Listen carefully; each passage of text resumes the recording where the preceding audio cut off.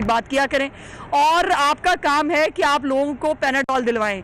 आपका काम है कि आप डेंगू के साथ जो एक अवेयरनेस कैंपेन थी वो करते। आपका काम था आप स्प्रे करवाते।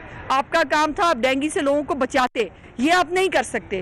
कोरोना का फंड आप खा सकते हैं, लेकिन कोरोना से लड़ने के लिए ये पंजाब हुकूमत जो है वो आम आदमी के लिए जो है वो कुछ करने के लिए तैयार नहीं। और अब स्मॉग के हवाले से भी यही हालात है। और मैं वो वजीर साहब जो है, जो मैंने लास्ट टाइम भी कहा था कि वजीर साहब ने FIA और साइबर क्राइम को उल्टा खत लिख दिया है कि जी आप पता करें ये कौन पाकिस्तान को बदनाम कर रहा है।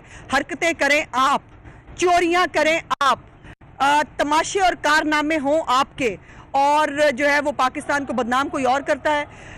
हमें हकायक बताना अपोजिशन के तौर पर हमारी जिम्मेदारी है और मीडिया का फ़र्ज़ है। और ये दोनों फ़राइज़ जो हैं इससे आप नहीं रोक सकते। इस किस्म की हरकतें करने की बजाय अगर मिनिस्टर साहब जो है वो देख लेते हैं कि मोटरवे के इर्द गिर्द जो है फसलें जलाई जा रही हैं, धुआं इकट्ठा हो रहा है, अगर वो कहीं अपने दफ्तर से, अपने एयर कंडीशन घरों से, कमरों से बाहर निकलते, शहबाज शरीफ निकला करते थे ना, वो खुद अवेयरनेस कैंपेन के लिए चेयरिंग क्रॉस पर इधर उधर लोगों के साथ खड़े होते थे। तो लीडर बनने के लिए, शहबाज शरीफ लगने के लिए, लग तो आप सकते हैं, लग गए आप, लेकिन शहबाज शरीफ बना नहीं जा सकता। और शहबाज शरीफ बनने के लिए काम करना पड़ता है, मेहनत करनी पड़ती है और डिलीवर करना पड़ता है, जो बदकिस्मती से आपके बस की बात नहीं है। और अब नया लतीफ़ा जो कल आपने सुना है, मुशीर ख़जाना ने फरमाया है कि जो है वो IMF के साथ स्टाफ लेवल का मुआहदा जो है वो हो गया है। और वो स्टाफ लेवल का मुआहदा इसलिए हुआ है कि IMF बादशाह सलामत जो है वो जो हुक्म फरमाएगी वो जब तक पूरा नहीं होता वो हमारे साथ मुआहदा तक नहीं करेंगे। ये हालात है पाकिस्तान की स्टेट के। और जहां पर आप मुआहदा जो है टेबल पर लाने के लिए आपको जो है उनको लाने के लिए मुश्किल हो रही है, तो मुआहदा तो फिर आपको समझ में आना चाहिए कि वो अपनी शर्तों पे करेंगे, हमारी नहीं सुनेंगे। और जो मुशीर ख़जाना साहब ने कल खुशखबरी सुनाई है कि पेट्रोलियम लेवी उनको 30 रुपये पे लेके जानी है, जो इस वक्त 7 रुपये है। तो इससे आप अंदाज़ा लगाइए कि पेट्रोल की प्राइस में ये IMF के सामने क्या कमिट करके आए हैं। ये कमिट करके आए हैं कि इन्होंने जो प्राइस है वो 200 रुपये के ऊपर लेके जानी है। पेट्रोल की प्राइस जो है वो पाकिस्तान में 200 रुपये के करीब जो है वो इनको लेके जाने है। इसी तरह डॉलर की जो है वो प्राइस के ऊपर, अफसोस की बात यह है कि इमरान खान साहब की पहले जब वो क्रिकेट खेलते थे तब भी जुए का इल्ज़ाम लगता था, और आज जब वो हुकूमत में है तब भी डॉलर के हवाले से या बाकी मामलात से जो है वो सिट्टे का और इसकी बात होती है, जो बड़ी तकलीफ दे है और अनफॉर्चुनेट है। और इसके साथ जो अब महंगाई का सैलाब आएगा, अभी बिजली की कीमत में बाय द वे इजाफा होना है। और ये आपको याद रखना चाहिए कि चूँकि हम नए पाकिस्तान में रहते हैं, तो वो पुराना पाकिस्तान जिसमें लोड शेडिंग ख़त्म करने के लिए, जिसमें इंफ्रास्ट्रक्चर बनाने के लिए, मोटरवेज़ बनाने के लिए, दहशतगर्दी ख़त्म करने के लिए जो है वो कर्जा लिया जाता था अपनी शर्तों पे। वो जो है वो कर्जा होता था, उसके ऊपर इतना बड़ा कैलकुलेटर होता था इमरान खान साहब के सामने, और रोज़ खड़े होकर बताते थे बच्चा इतने का मरकरूज हो गया हर पाकिस्तान में पैदा होने वाला। और आज आलम यह है कि नए पाकिस्तान में उसी कर्जे को अब पैकेज कहते हैं, और वो पैकेज के ऊपर जो है वो खुश भी होना चाहिए, पैकेज के ऊपर लुटियाँ भी डालनी चाहिए। और पैकेज बहुत फ़ख्र की बात होती है कि पाकिस्तान को अब IMF से जो है वो पैकेज मिलने वाला है। इससे अंदाज़ा लगाइए कि IMF के पास तमाम हुकूमतें जाती रही हैं, और IMF के पास जाना कोई नई अनहोनी बात नहीं है, लेकिन पॉइंट यह है कि IMF की शराइत पर सरनगू करना, अपनी आवाम को उनके सामने ज़िबा कर देने का वादा करके आना, ये तकलीफ दे बात है। और इससे जब हम कह रहे थे कि गवर्नर स्टेट बैंक जो हैं वो भी उनके मुलाजिम हैं, और मुशीर ख़जाना साहब का भी आपको पता है IMF के साथ एक ताल्लुक़ और वो रहा है। और अभी जो 33 मशहूर ज़माना बिल पास किए गए हैं, उसके अंदर स्टेट बैंक के हवाले से जो एक बिल पास किया गया है वो इटसेल्फ बहुत ख़तरनाक है, जिसके अंदर आप स्टेट बैंक को किसी बात पे पूछ नहीं सकेंगे, और स्टेट बैंक आपको मालूम होना चाहिए कि डायरेक्टली कहाँ रिपोर्ट करेगा और क्या होगा। पाकिस्तान के लिए बहुत बहुत मुश्किल और तकलीफ दे हालात हैं, और इसकी तब की सिर्फ की जिम्मेदारी एक शख्स, सिर्फ एक शख्स, और वो है इमरान खान, उसके ऊपर आयद होती है। इस आदमी के छोटा काम कूड़ा उठवाने से लेकर मतलब फॉरेन पॉलिसी और ये IMF के मुआहदे तक, ये शख्स कुछ भी करने में कामयाब नहीं हो सका।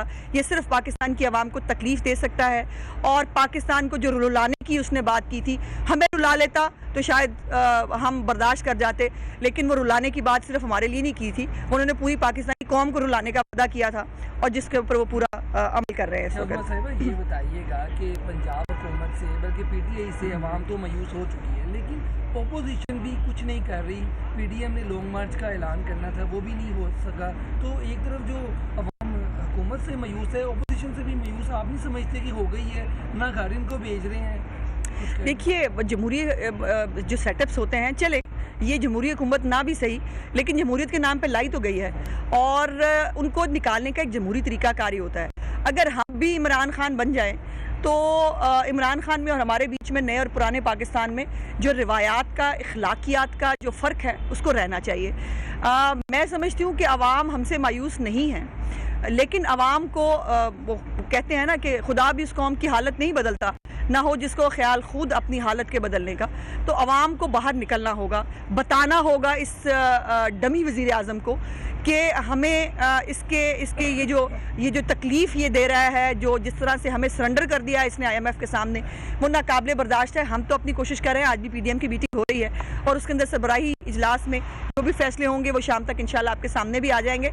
हम तो पहले भी लड़े हैं, जेलों में भी गए हैं, मारे भी खाई हैं, तमाम सोबतें भी भुगती हैं, हम तो कर ही रहे हैं। लेकिन अब अगला फ़र्ज़ जो है वो अवाम का है। अवाम को अब अपोजिशन के साथ शाना बशाना खड़ा होना होगा। और याद रखें कि इमरान खान साहब ने तो वैसे 500 बंदे मांगे थे शर्म खाने के लिए, उनको नहीं आ रही, लेकिन अवाम को बाहर निकलना होगा और अपना हक अगर ना मिले तो फिर उसको छीन लेना चाहिए। बार बार आप वादे करते हैं लॉन्ग मार्च के, एहतजाज के, लेकिन हर बार आप अपना लॉन्ग मार्च मुअत्तल कर देते हैं, मुलतवी करते हैं। क्या वजह है कि क्या आप इमरान खान को पूरा मौका दे रहे हैं खेलने का? इमरान खान को मौका दे के भी तो देख लिया ना भाई। एक तो ये जो बार बार कहा जाता है ना कि जी हम मौका देना चाहते हैं या वो, हमने कोशिश की कि ये वो सब कुछ हम ना करें जो ये हमारे दौरे हुकूमत में करता रहा। ये हमारे ख़िलाफ़ 1 साल में ही लश्कर लेके, कफन लेके अपने सियासी कज़नों के साथ ये निकल आए थे और 126 दिन उन्होंने धरना दिया। और लेकिन हमने जितनी भी स्ट्रगल जमहूरी तौर पर, देखिए हमें तो उसने उलझाए रखा है हमेशा। जो बोलता है, जिसकी ज़बानबंदी करनी है उसको अंदर डाल दो, उसके ऊपर केस बनाओ, और वो आप देख चुके हैं। कभी FIA को इस्तेमाल किया जाता है, कभी NAB को इस्तेमाल किया जाता है, कभी बाकी इदारे इस्तेमाल किए जाते हैं। और लेकिन हर रात के बाद सुबह होनी होती है। सो अब तमाम चीज़ों के बाहर आने का और हक़ाइक़ के खुलने का वक्त है कि किस तरह से हमारे ख़िलाफ़ एक कैंपेन की गई और मियाँ साहब को जो है वो जानबूझकर इमरान खान को लाने के लिए जो है वो सज़ा दिलवाई गई। सो इसका अब ज़ाहिर है कानून और अदालतें जो हैं उनको इसका फैसला करेंगा कि शहबाज शरीफ साहब जिस तरह सियासी बसीरत से काम ले रहे हैं, जो ही वो एक स्टेप आगे जाते हैं तो पीपल्स पार्टी को पता नहीं क्या हो जाता है। बिलावल साहब का बयान आ जाता है या जो उनके जो छोटे मोटे तर्जुमान हैं वो शहबाज शरीफ को तनकीद करने का निशाना बनाना है। तो बिलावल साहब को क्या मशवरा देंगे कि शहबाज शरीफ साहब वाली महारत का इस्तेमाल करें बजाय इस तरह? मेरा ख्याल है बिलावल साहब के पास अपने वालिद साहब की काफ़ी महारत मौजूद है और उनको शहबाज साहब के पास जाने की ज़रूरत नहीं। आसिफ जरदारी साहब काफ़ी हैं महारत उनको देने के लिए। और मैंने पहले भी कहा था, हमारा हदफ PTI है, हमारा हदफ पीपल्स पार्टी नहीं है। और उनको ज़रूरत है रेलेवेंट होने की पंजाब के अंदर, हमें उनको रेलेवेंट नहीं करना पंजाब के अंदर। चौहान ये कहते हैं कि अगर उस्मा बुखारी चाहते हैं कि मैं जेल चला जाता हूँ, मैं जेल चला जाऊंगा।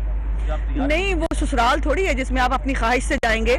उसमें तो बेटे आपको जाना पड़ेगा, जो किया है उसका जवाब देना पड़ेगा। वो केस तो बनेंगे और जब वो केस बनेंगे तो मेरा प्यारा भाई जेल भी जाएगा, लेकिन उसको पहले दिन खाना मैं खुद भिजवाऊंगा, खाना मैं भिजवाऊंगा। मैडम ये बताइए, जो एक वीडियो आई है, ऑडियो, अभी वीडियो आनी है, सॉरी ऑडियो आई है, तो क्या कहेंगे इसलिए आप? ये देखिए आपने, वो ठीक है, ये जाली है या असली है? देखिए, प्रॉब्लम यह है कि इमरान खान साहब को जिसने जाली सादिक और अमीन बनाया, अब इमरान खान और उसके सारे तर्जुमान मिलके उसको जाली सादिक और अमीन बना रहे हैं। सो ये जो सादिक और अमीन का जो ये म्यूजिकल चेयर है ना, इसको इस तरह से ना इमरान खान की सदाकत और अमानत काबिल कबूल हुई पाकिस्तान की आवाम के लिए, इवन दुनिया के लिए भी, कि जिस शख्स ने 300 कनाल का बनी गाला जो है वो तोहफे में लिया अपनी साबका अहलिया से, और जिसकी कोई ज़राए आमदन नहीं है, वो सादिक और अमीन डिक्लेयर हुआ, वो उसके ऊपर ज़कात और खैरात खाने के अभी भी इल्ज़ामात मौजूद हैं। और उस वक्त दूसरी तरफ साकिब निसार साहब भागते क्यों हैं? उनको बड़ा शौक था, अगर आपको याद हो कि जब वो सीट पे थे तो उनको बड़ा शौक था बड़ी बड़ी बातें करने का, इसको पकड़ लो, इसको ये कर दो, वो एक, मैं वो बड़ा लफ्ज़ नहीं बोलना चाहती, लेकिन तकब्बुर और गरूर की वो स्टेज पे थे कि जहां उनको कीड़े मकोड़े लोग नज़र आते थे।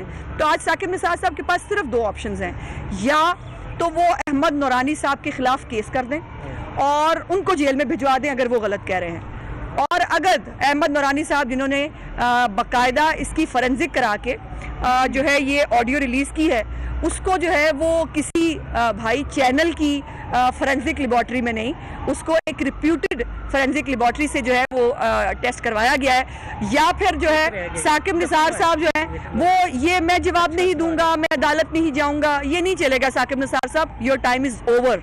अब आपको अपने किए हुए तमाम अमाल का जवाब देना है। अभी जो आपने पब्लिक के साथ किया, जो PKLI के साथ किया, जो आपने पंजाब के प्रोजेक्ट्स के साथ किया, अभी वो बहुत बात की बात है। अभी पहले जो आपके सियासी मकासद थे जो आपने किए, अभी पहले उसका जवाब लेना है। सिंध के ख्वाजा सराव ने बड़ी तादाद में पीपल्स पार्टी में शमूलियत।